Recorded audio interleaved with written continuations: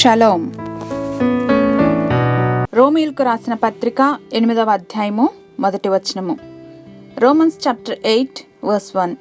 కాబట్టి ఇప్పుడు క్రీస్తు యేసునందున్న వారికి ఏ శిక్షా విధియు లేదు.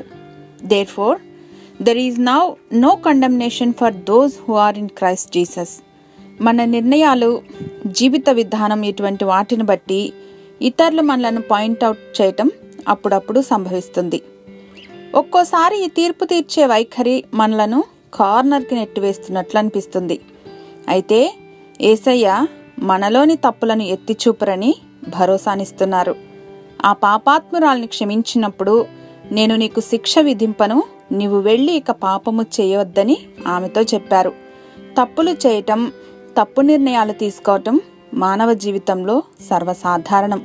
అయితే మన తప్పును గుర్తించి మన సారా దేవుని వద్ద క్షమాపణలు అడిగితే, ఎన్నటెన్నటికి వాటిని విడిచిపెడితే యేసుక్రీస్తు ప్రేమ వెలుగులో దోష నివృత్తి జరుగుతుంది. ఇక దేవుడు వాటినెన్నటికీ జ్ఞాపకం చేసుకోరు. పడమెటికి తూర్పు ఎంత దూరమో మన అతిక్రమాలను కూడా అంత దూరం పరిచారని జ్ఞాపకం చేస్తున్నారు. యేసుక్రీస్తును అంగీకరించిన తరువాత మన ఐడెంటిటీ మారిపోతుంది. పాతవి గతించి సమస్తము క్రొత్తగా మారిపోతుంది. మా ప్రియ పరలోకపు తండ్రి, మా అతిక్రమములను పరిహరించినందుకు వందనాలు ప్రభువా.